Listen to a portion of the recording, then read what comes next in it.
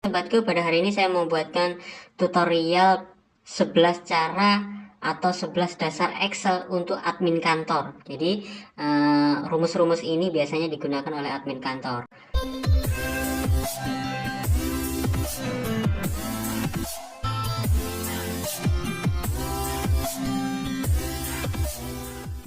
Yang pertama adalah penjumlahan. Jadi untuk penjumlahan biasanya teman sobatku sekalian ketik 1, 2 seperti ini ya, manual. Tapi kalau mau seumpamanya mau secara otomatis, itu kita cukup ketik 1, di bawahnya sama dengan, habis itu ke atas tambahkan 1. Nah, teman-teman yang nomor 2 ini tinggal ditarik saja ya, tinggal ditarik seperti ini secara otomatis. Jadi kalau nomor satunya di tengah, 1 di bawah akan secara otomatis seperti itu. Yang pertama itu adalah penjumlahan dengan cara, bisa juga teman-teman melakukan dengan cara seperti ini. 1 ini nomor 2, habis itu ini di blok, habis itu ditarik seperti ini, thread. Nah, seperti ini. Tapi ini nggak secara otomatis ya. Secara otomatis ada menggunakan plus. Yang kedua yaitu penggunaan konta. Konta itu adalah menjumlah berapa sih yang sudah terisi dalam kolom. Seperti ini kan ada bolong, yang ada yang sudah terisi. Jadi berapa sih yang sudah terisi dalam kolom? Kita ketikkan di sini sama dengan konta, ya ini konta. Nah, habis itu kita blok dalam kurung, enter. Nah, ada 7 yang terisi. Kita tinggal ke kanan, tinggal tarik. Nah, di sini ada 9, berarti ada bolong 1. Seperti itu. Untuk kontak itu untuk menjumlah. Kalau totalnya banyak, kita bisa lihat mana sih ada, siapa tahu ada yang belum terisi seperti itu. Yang ketiga adalah sum. Sum itu adalah penjumlahan. Jadi, sum ini biasanya sering kita gunakan kalau menjumlah angka tertentu. Sama dengan sum, habis itu dalam kurung, di blok, tutup kurung, enter. Nah, seperti ini untuk menjumlahkan total tertentu. Pasti teman-teman sudah banyak yang tahu ya.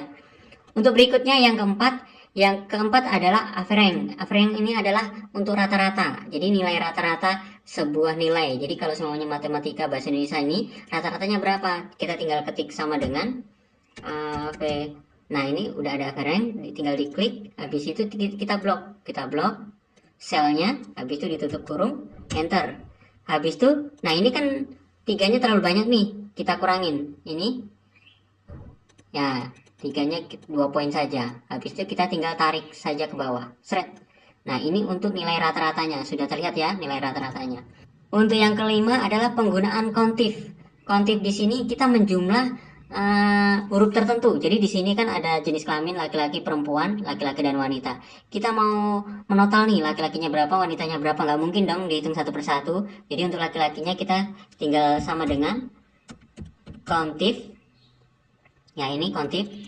Habis itu kita blok semuanya. Setelah kita blok titik 2, nah titik 2 seperti ini. Habis itu tanda kutip. Habis itu kodenya kalau laki-laki kan L, itu L tanda kutip, tutup kurung, enter. Nah, seperti ini. Jadi L-nya laki-laki adalah 6. Nah, untuk wanitanya kita tinggal copy, habis itu paste di sini. Nah, kita cek dulu. Nah, ini karena turun ke bawah, kita harus geser ke atas. Habis itu L-nya diganti dengan W. Nah, laki-lakinya 6, wanitanya 4. Itu adalah penggunaan kontif. Selanjutnya penggunaan if. Penggunaan if ini biasanya kita gunakan untuk ketentuan tertentu. Jadi ada semuanya di pelajaran sekolah itu dinyatakan lulus atau tidak lulus. Biasanya kalau di ujian admin pada saat kita masuk kerja ini biasanya sering terjadi. Teman-teman harus paham nih. Nah, penggunaan if. Jadi di sini nilai kita lihatnya dari nilai rata-rata. Nilai rata-rata 83, 78. Nah, dari nilai ini kira-kira lulus nggak? Kalau nilainya di bawah 80 tidak lulus, kalau di atas 80 itu lulus. Jadi kita cukup sama dengan if. Nah, penggunaan if ini, habis itu kita blok yang ini, selnya, habis itu lebih kecil dari 80. Nah, habis itu titik koma, tanda kutip, tidak lulus. Tidak lulus ya, untuk lebih kecil dari 80. Dan titik koma, lebih dibesar daripada itu, tanda kutip, lulus. Tanda kutip, dalam kurung, enter. Nah, seperti ini. Lulus kan? Nah, untuk ke bawahnya kita tinggal tarik seperti ini, seret. Nah, kelihatan kan ada yang lulus, ada yang tidak lulus secara otomatis. Rumus berikutnya adalah penggunaan VLOOKUP. VLOOKUP ini untuk memanggil sebuah data. Jadi seumpamanya kita memiliki database seperti ini, habis itu kita mau manggil, kita biasanya mau nyetak seperti ini, data seperti ini, kita mau cetak dalam form seperti ini, otomatis kita harus panggil menggunakan kode. Ini kodenya ya, tempat kolomnya kita siapin kolomnya. Tahap pertama silakan, kalau sudah kita siapkan datanya, kita klik selnya, habis itu sama dengan VLOOKUP. VLOOKUP. Kita memanggil nama ya, kita memanggil nama VLOOKUP. Habis itu selnya yang ini untuk pengisian datanya. Habis itu titik koma. Habis itu kita blok bagian selnya. Ini sel untuk database-nya ya. Kita blok. Titik koma. Kita nomor berapa kalau nama? Nama ini 1, 2. Nomor 2 ya. Habis itu nomor 2. Dalam kurung, enter. Nah, dia otomatis tuh hijau. Otomatis tuh hijau. Untuk jenis kelaminnya kita tinggal geser saja, shred. Tapi kan ini kalau digeser otomatis error ya. Nah, kita caranya nggak seperti itu. Caranya seperti ini. Kita klik dulu, habis itu kita kunci rumus yang ini, yang kode ini, yang C sampai dengan ini. Kita kunci dengan F4, klik F4 di keyboard. Nah, ada dolarnya ya, habis itu enter. Otomatis dia kalau kita tarik, dia akan tetap. Dia tidak akan bergeser. Jadi ininya tidak akan bergeser kode selnya. Nah, untuk jenis kelamin ini di kolom keberapa?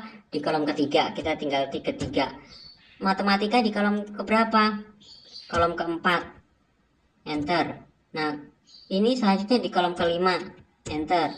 Ini selanjutnya di kolom keenam. Enter. Selanjutnya untuk nilai rata-rata di kolom ke 7, enter. Nah, kelihatan kan nilai rata-ratanya 83. Sebelumnya kita coba klik Sarjono nomor 4. Sarjono nomor 4, enter.